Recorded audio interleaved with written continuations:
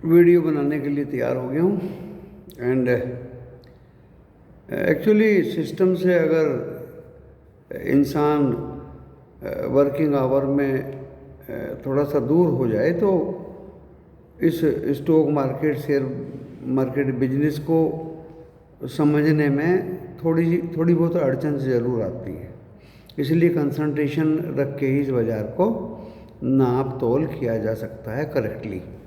तो मैं आज इस बाज़ार के बारे में, मैं तो वैसे रोज़ ही अपने वीडियो में आपको नई नई बातें बताता हूँ और एजुकेशन पॉइंट ऑफ व्यू से मेरा वीडियो है जो यूट्यूब चैनल पे मैं बोल रहा हूँ, और ये एकेडमिक पर्पज़ के लिए, ताकि आप लोगों को थोड़ा बहुत ज्ञान बढ़ सके। वैसे तो आप लोगों को ज्ञान पहले से ही बहुत कुछ है, थोड़ा बहुत ज्ञान मेरे माध्यम से बढ़ सके दोस्तों। और मैं यही चाहता हूँ कि आप लोगों को मैं ये ज्ञान देता रहूँ, और अच्छा लगे तो देखिए इसको आप लोग अपनाइए, नहीं अच्छा लगे तो कोई ज़बरदस्ती तो किसी के साथ होती नहीं है।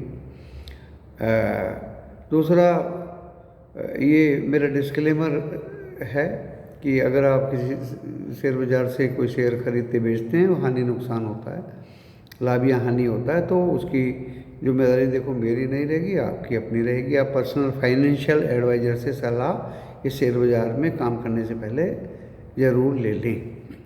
आज का वीडियो दोस्तों, मैंने सुबह बोला था कि भाई गैप अप खुलेगा, कुछ तथ्यों पर आधारित। ये बिजनेस वाला भी बोल रहा है कि हमने भी गैप अप ही बोला था, क्योंकि 17,784 को काट के 2-4-10 पॉइंट ये ग्रीन में जाएगा और थोड़ा बहुत खींचेगा। लेकिन दोस्तों आज ऐसा नहीं हुआ, सीधी सी बात है। और हमने कहा था सेलिंग प्रेशर तो आएगा ही भाई, ज़बरदस्त आएगा, और आया। लेकिन वो ऊपर खुलने से पहले ही सेलिंग प्रेशर आ गया, 17,779 टच किया, और 17,784 पे ये कल बंद हुआ था। आज ये 17,779 मैक्सिमम टच किया, और नीचे में इसने शायद 17,653 या 51 टच किया। तो दोस्तों देखिए, ये लगभग 130 पॉइंट के हेर फेर में घूमता रहा बाज़ार। और सेलिंग प्रेशर मैंने खुद ऑब्जर्व किया। टाटा स्टील मैंने बेचने के लिए डाला था सुबह 1379 रुपीज़ में। तो दोस्तों देखिए 1378 रुपीज़ 95 पैसा ये ऊपर जाके टाटा स्टील वापस हो गया, मेरा उसने नहीं खरीदा। ओके, तो मुझे ऑब्जर्व हो गया कि ये सेल ऑन राइज है, प्रॉफिट बुकिंग है, बाइंग तो नहीं थी दोस्तों। बाइंग तो मुझे दूर दूर तक नज़र नहीं आई, लेकिन मैं भी अपना पक्के इरादा करके उसको 1379 पे ही छोड़ के अपने किसी काम के लिए निकल गया 1 घंटे के लिए। और जब मैंने देखा उसको तो 1384 उसने टच किया हुआ था, तो मेरा माल बिक चुका था। फिर मैंने दोस्तों उसको बड़े आराम से नीचे में कवर कर लिया। ओके, तो उसमें मुझे काफ़ी अच्छा मुनाफा हो गया। उसकी एवज में बच्चों ने बल्कि मुझे बोला भी कि आपने इतना महंगा क्यों ले लिया। भाई देखो, जिस स्टॉक की एनालिसिस मुझे बढ़िया लगती है, जमती है दोस्तों, आज मैंने टेलीग्राम चैनल पे भी उसको अभी पेस्ट किया है। टिन प्लेट का कल रिजल्ट आएगा। बिक्री 4000 करोड़ की है, पिछली 2281 करोड़ की थी।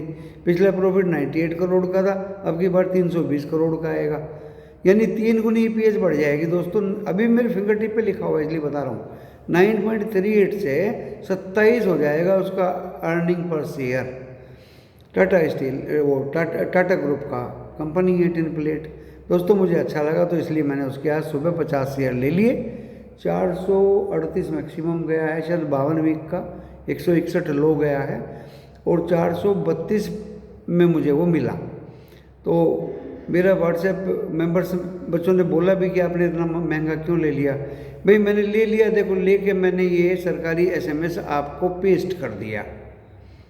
आप इससे कम खरीदिए, खरीदना है तो आप इससे कम खरीदिए। भाई मुझे इसकी एनालिसिस बहुत अच्छी लगी, और जब ये 330 रुपये था तब ये एनालिसिस की थी, लेकिन मुझे नहीं एहसास था कि मुझे ये लेना चाहिए, नहीं कि स्टॉक्स बहुत हो जाते हैं। और जिस बच्चे ने वो एनालिसिस कराई थी शायद उसने वो स्टॉक उस समय पे लिया होगा एनालिसिस देख के, और मेरे दिमाग से वो निकल गई एनालिसिस और टाटा मेटालिक के पीछे में पड़ गया। हकीकत तो ये हुआ है, लेकिन आज मुझे अच्छा लगा, मैंने उसको ले लिया। एक मैंने BLS इंटरनेशनल लिया, फिर कुछ बच्चों ने मुझे एक कॉपी पेस्ट कर दिया व्हाट्सएप पे कि सर ये तो फर्जी है, ये तो नकली है, तो ये है, वो तो वो है। भाई अगर देखो नकली फर्जी या वो होता, स्टडी तो मैंने उसकी की है, वो भी इतना कमज़ोर स्टॉक तो नहीं है। 2017 में उसका स्प्लिट हुआ था 10 शेयर का एक शेयर में, और रिजर्व भी उसके काफ़ी अच्छे बढ़े हैं, और वो कल बोनस दे रहा है। 13 तारीख को शायद उसका बोनस इशू का प्रोग्राम है। और वो अगर इतना फर्जी फोरम जो होता है ना कि मनी कंट्रोल में, उस पर मैंने भी पढ़ा है, जिसने वो जहाँ जैसी पोस्ट डाली है। तो दोस्तों देखिए, कुछ तो लोग कहेंगे, लोगों का काम है कहना, भाई मैं तो देखो 50 शेयर उसके लिए हैं और कंपनी तो मुझे बुरी नहीं लगी है, कुछ कमाती है, इंटरनेशनल उड़ाने भी आजकल चलने लगी और चलेंगी ही, और मुझे ठीक ठाक ही लगा, क्योंकि इजी माई ट्रिप का भी यही हाल था दोस्तों। वो IPO में मुझे मिला था, मैंने बेच दिया था, वो काफ़ी नीचे आ गया था उसके बाद, फिर उसने बोनस डिक्लेयर किया था, वो 500 कुछ पे अभी भी शायद है। फंडामेंटल्स उससे तो अच्छे हैं BLS के, मैंने स्टडी किया है। वो आपकी मर्जी है कि आप उसको लें या ना लें। दोस्तों आज मैं बहुत अच्छी अच्छी बातें करने के मूड में हूँ, और तभी मैं ये इसकी एनालिसिस ठीक से कर पाऊँगा, क्योंकि इतने इन्वेस्टर्स बढ़ गए। अभी मैं रामदेव अग्रवाल जी की बात सुन रहा था GTV पे, उस CNBC पे। दोस्तों हकीकत है ये, मैं तो पहली इस YouTube चैनल पे बोल चुका हूँ कि, लेकिन उनके पास में पक्का डेटा थे कि 4 करोड़ डीमैट अकाउंट हुआ करते थे कोरोना से पहले, आज भी 9 करोड़ से भी ज़्यादा हो गए हैं।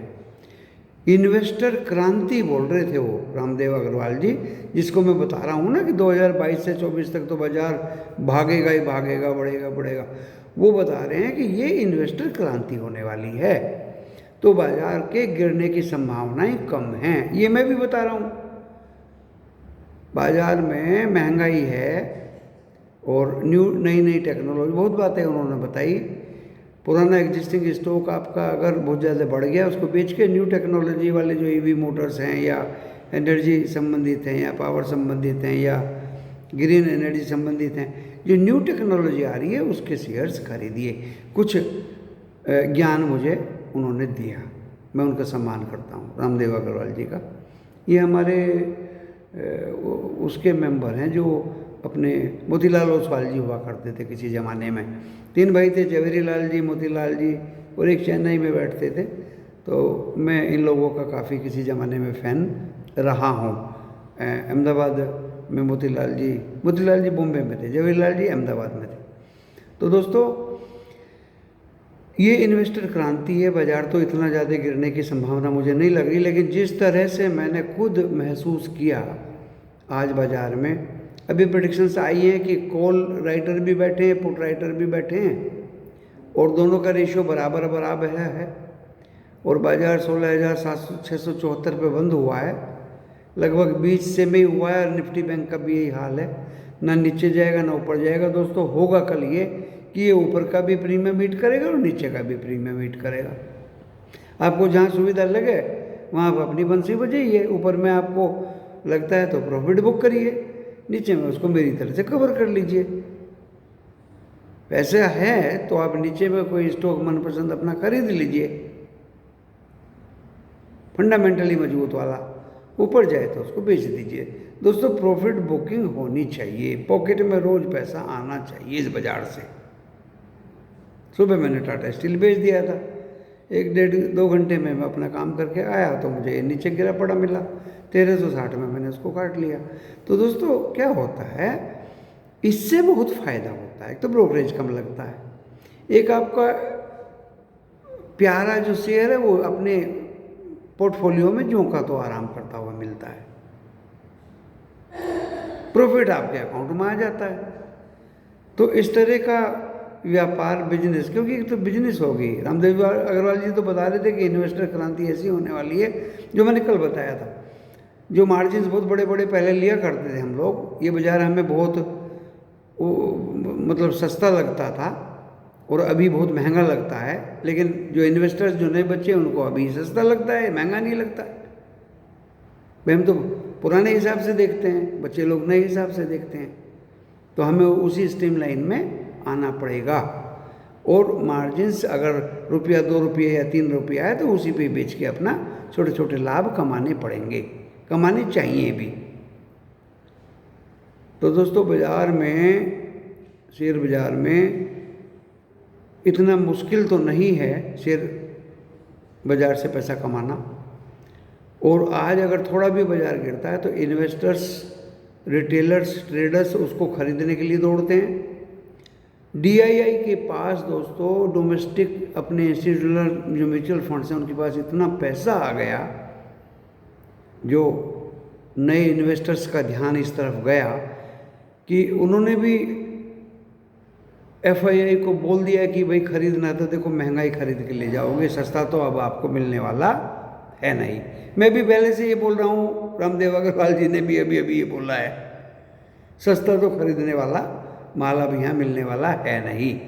तो दोस्तों आज भी 1175 करोड़ का माल FII ने बेच दिया।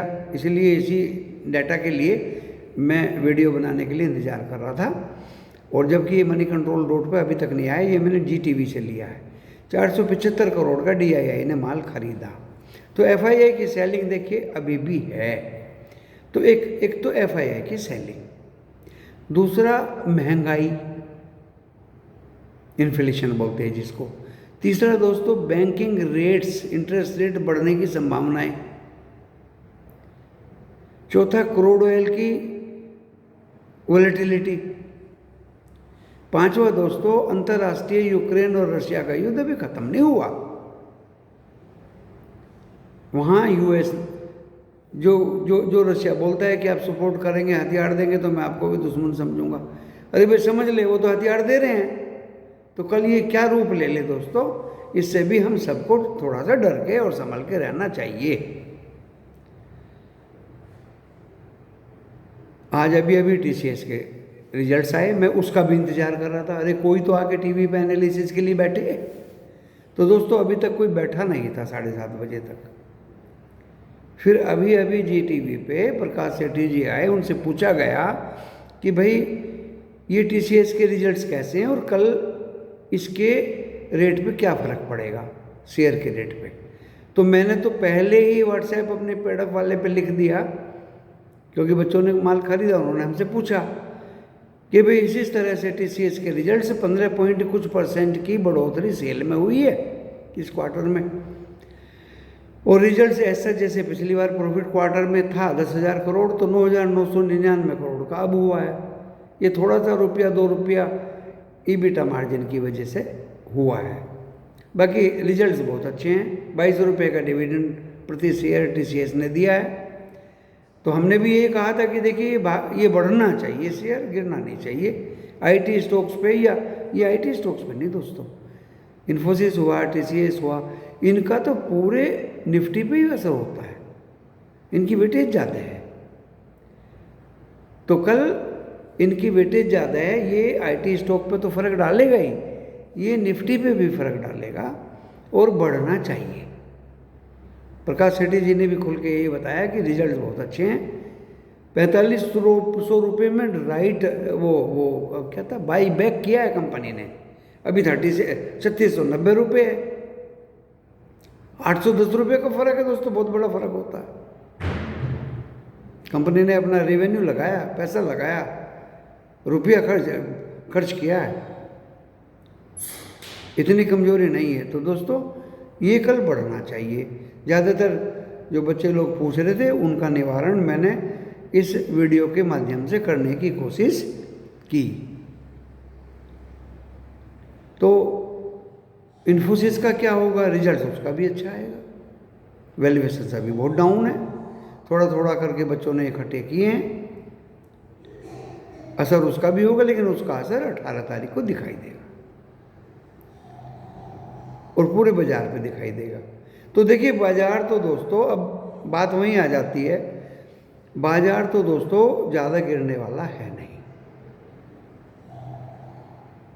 ये 17,600 तोड़ेगा डेफिनेटली, 17,684 के आसपास आ गया है, 74 के आसपास आ गया है भाई। जब प्रीमियम की रेटिंग होगी तो 17,600 के नीचे भी जा सकता है, उधर 17,700 750 के ऊपर भी जा सकता है, तो उधर ये 600 के नीचे जा सकता है, उधर 800 को टच कर सकता है। इस सिचुएशन में बाजार है, 800 को शायद क्रॉस ना करे, 774 पे ये बंद हुआ है। प्रीमियम की रेटिंग दोनों तरफ की होंगी। तो दोस्तों अगर नीचे मिलता है तो बाजार में खरीदारी की जा सकती है सेलेक्टिव स्टॉक्स में, और ऊपर जाता है तो आप बेच सकते हैं, नीचे वो स्टॉक जरूर आएगा, क्योंकि अगले 4 दिन बाजार बंद रहे। कोई भी बड़ी पोजीशन लेके जाना नहीं चाहेगा यूक्रेन और रशिया के वार की वजह से, क्योंकि वहाँ अभी भी टेंशन ज़बरदस्त है, उसको हम नकारा नहीं कर सकते। हाँ, इतना ज़्यादा गिरावट बाज़ार में नहीं आएगी कि हम सोच रहे हैं कि वो बिल्कुल ही 16,000 चला जाएगा और 15,500 चला जाएगा। देखो अभी तो जाने की उम्मीद नहीं है भाई, अप्रैल। अभी तो हमने एक लिस्ट बना ली है दोस्तों, आज हमने अपने टेलीग्राम चैनल पे भी अभी डाल दी है कि जिन कंपनियों के रिजल्ट्स आएंगे और जो कंपनियां मुझे साउंड लगेगी उनकी एनालिसिस करके मैं आपके सम्मुख पेस्ट कर दूंगा कि इसका रिजल्ट कितना सेल भागी और प्रॉफिट कितना भागा। जिस तरह से मैंने अभी टिन प्लेट का एनालिसिस करके एक्स्ट्रापोलेट करके Q4 तक का रिजल्ट पेस्ट कर दिया टेलीग्राम चैनल पे, और व्हाट्सएप के जो मेरे पेड व्हाट्सएप के जो मेंबर्स हैं उनको मैंने पहले ही पेस्ट कर दिया था दोस्तों, उनकी डिमांड थी, उन्होंने थोड़ा 2-4 रुपये सस्ते में खरीद लिया होगा। लेकिन देखिए ऐसे मुकाम पे ऐसे शेयर्स में उछाल जरूर आता है, और आ भी गया। अगर आपके पास ये शेयर फंस भी गया, पोर्टफोलियो में रखा भी गया, तो दोस्तों बहुत ही अच्छी परफॉर्मेंस इस टिन प्लेट की मुझे दिखाई दे रही है।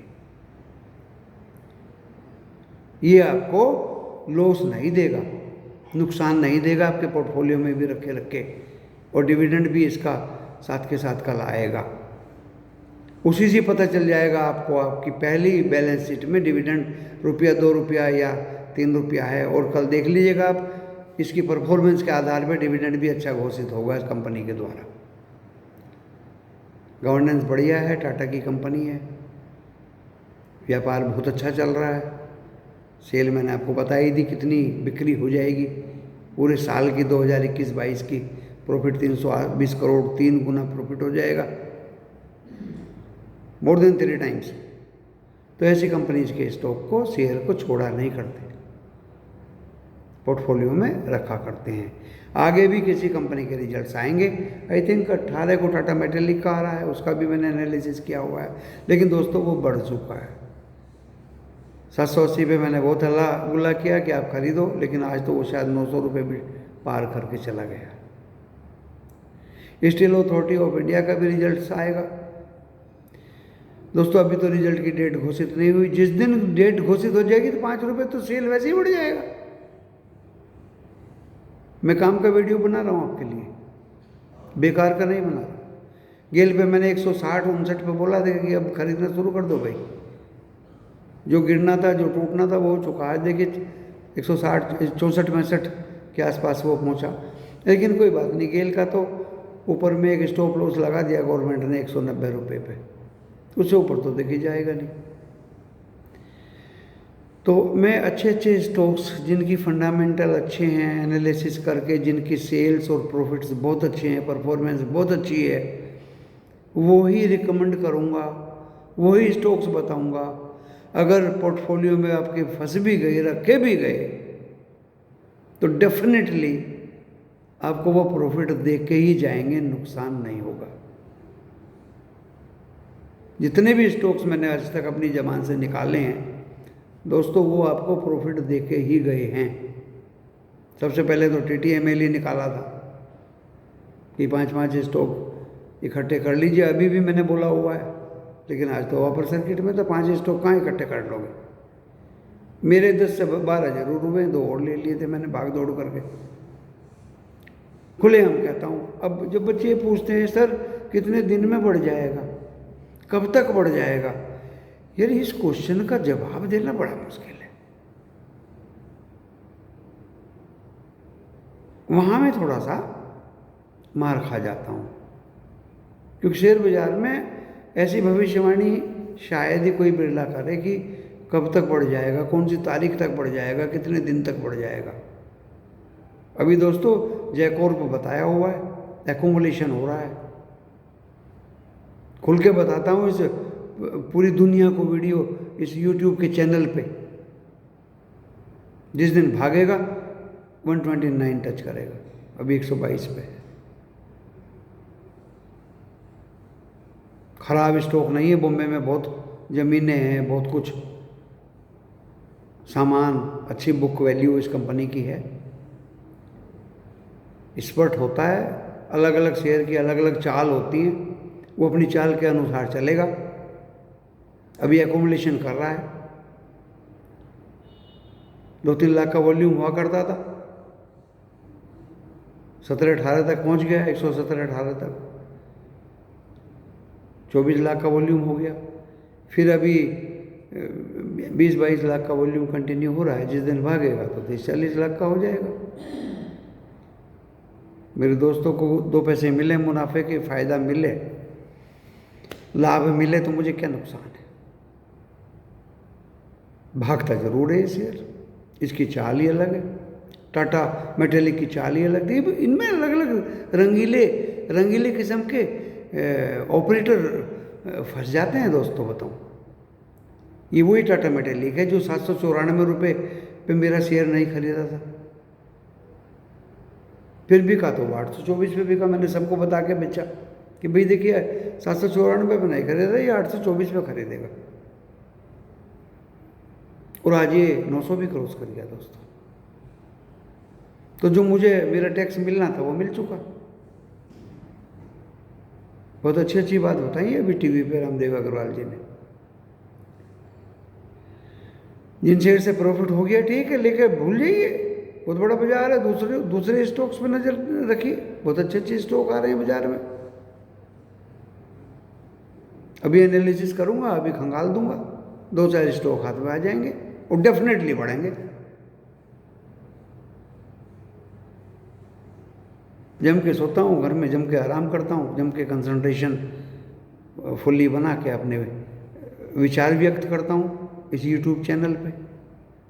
बच्चे कुछ विचार अपने टेलीग्राम चैनल पे लिख के दे देता हूँ बच्चे लोगों को, इसके कमेंट्स में भी जवाब दे देता हूँ भाई।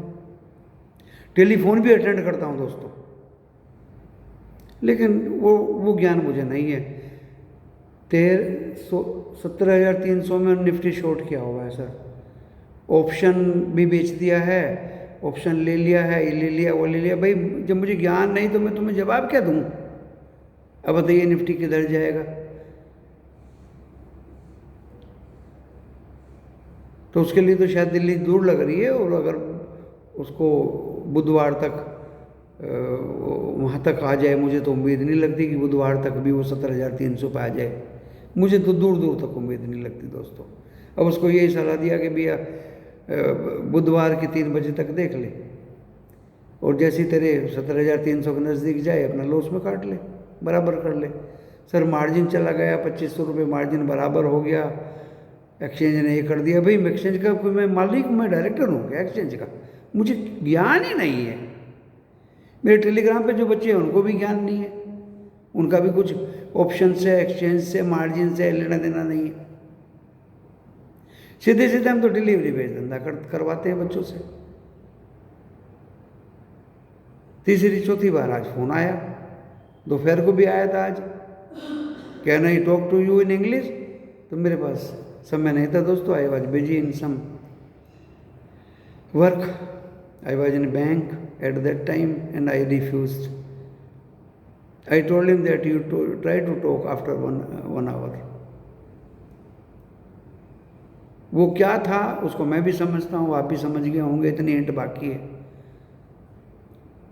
दोस्तों। स्टॉक्स काफ़ी दे दिए हैं बच्चों को। अभी सजेशन दिया है कि जिस जिस तरह से इन कंपनीज़ की Q4 की रिजल्ट्स की डेट आती हैं, आप मुझे टेलीग्राम चैनल पे इन्फॉर्म करिए।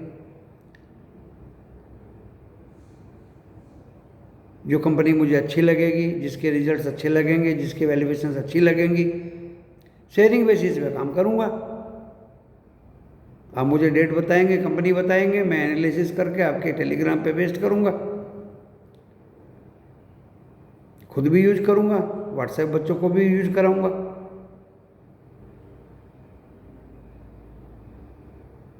इसके कमेंट्स वालों को भी यूज कराऊँगा। मिलजुल के आगे बढ़ा जाता है। देखो, मैं तो ये नहीं चाहता कि भाई कोई पीछे रह जाए, कोई आगे भाग जाए। सभी आगे भागिए। व्हाट्सएप पे तो पेड अप चैनल है, उस पर तो बच्चों को बहुत कुछ सिखाना पड़ता है। उनको तो शेयर बाजार की ABCD भी नहीं आती। लेकिन हाँ, अब उनको कुछ दिखाई दिया है कि हाँ, ये शेयर बाजार है और इसमें किस तरह से काम किया जाता है। दोस्तों, नए बच्चे और नए बच्चों को ये आते ही 2-4 पैनी स्टॉक पकड़ा दो तो उनका तो दम सूख जाएगा। फिर वो शेयर बाजार ज़िंदगी में क्या करेंगे? शेयर बाजार क्या, वो दूसरा काम भी नहीं करेंगे। अच्छा है उन्होंने मेरा प्रोग्राम ज्वाइन कर लिया। 100% प्रॉफिट लेके जाएगा, 100%। लॉस का तो कोई मतलब ही नहीं है। उस प्रॉफिट से कोई और फिर दूसरा स्टॉक ढूंढा जाएगा। दोस्तों, जबान खोल देता हूँ, मेरे से रुका नहीं जाता। ऐसे ऐसे स्टॉक छुपे पड़े हैं, एक ही दिन में 20-30 रुपया तो ऐसे भाग जाते हैं घोड़े की तरह। चलिए, आप भी एनालिसिस करिए, मैं भी करूँगा। बहुत अच्छा स्टॉक है, अभी करूँगा। EV व्हीकल्स और नए सेक्टर में एंटर किया है। स्टॉक का नाम है अतुल ऑटो। बहुत सस्ता शेयर है अभी तक दोस्तों। चलो, मैं आप लोगों को इस चैनल के माध्यम से ज़्यादा बात ना बता दूं और कल का बाज़ार की भविष्यवाणी कि बाज़ार एक दायरे में, सीमित दायरे में रहेगा। 17,800 क्रॉस नहीं करेगा, उधर 17,600 तोड़ सकता है थोड़ी बहुत देर के लिए। 150-200 पॉइंट में ये घूमता रहेगा और डिपेंड करेगा कल के डॉ जोन्स फ्यूचर्स पे। अभी तो 125 पॉइंट नैस्डैक डाउन है, टेक्नोलॉजी का जो एक्सचेंज है वहाँ का, US का। डॉ जोन्स भी थोड़ा सा डाउन है, इसलिए हमारा आज भी SGX निफ्टी भी डाउन है, उसको भी बुखार हुआ है। कल सुबह अगर डॉ जोन्स नैस्डैक प्लस में होंगे 100, 150, 200 पॉइंट, तो देखिए अपना बाजार ग्रीन में खुलेगा। और भी अगर ये 100, 150, 200 पॉइंट माइनस में होंगे तो देखिए कोई रोक नहीं सकता, अपना बाजार रेड में खुलेगा। रिकवरी कितनी होगी कितनी नहीं होगी वो डिपेंड करेगा कि प्रीमियम ईटिंग कितनी ऊपर में हुई, प्रीमियम ईटिंग कितनी नीचे में हुई। कल सुबह 8 बजे फिर फाइनल डिक्लेरेशन दे दूंगा। आज के तरह नहीं दूंगा कि वो 17,990 टच करेगा, साइकोलॉजिकल लेवल तक पहुंचेगा। मुखालता हो जाता है दोस्तों, हो जाता है, मुझे भी हो जाता है। लेकिन साथ के साथ मैंने ये भी कहा था कि देखिए ऊपर में सेलिंग प्रेशर आ जाएगा ज़बरदस्त। कल भी वही रहेगा। हाँ, अगर इसने कल 17,600 नहीं तोड़ा, एकुमुलेशन चलता रहा, तो उम्मीद फिर ऊपर जाने की बढ़ती है। वैसे तो 18 तारीख के बाद देखिए बाजार ऊपर ही जाएगा। अभी तो देखिए आप भी, एक नॉर्मल सी बात है भाई, अगले 4 दिन बाजार बंद रहेगा तो कोई पोजीशन लेके जाना नहीं चाहेगा। इंटरनेशनल स्थिति इतनी अच्छी नहीं है। मानते देखिए किसी किस्म का जबरदस्त कोई बेकारा युद्ध हो गया, परमाणु या न्यूक्लियर अटैक हो गया कहीं, तो देखिए फंस जाएंगे ना लोग जो पोजीशन लेके जाएंगे। तो इसलिए इस बाजार को अभी एकुमुलेशन मोड में ही रहना है। नीचे ये जा सकता है थोड़ा, 17,400, 500 भी तोड़ सकता है, 17,500 भी तोड़ सकता है। तोड़ेगा तो देखी जाएगी। अच्छे अच्छे स्टॉक्स 1-1, 2-2 4 स्टॉक खरीद लेंगे। हम तो डिलीवरी बेच धंधा करते हैं, हम तो निफ्टी बेच दो, शॉर्ट कर दो, लॉन्ग कर दो, वो तो धंधा हमें आता नहीं। तो दोस्तों इसी भविष्यवाणी के साथ आपके लाभांश की कामना करते हुए मैं इस वीडियो को यहीं विराम देता हूँ। नमस्कार।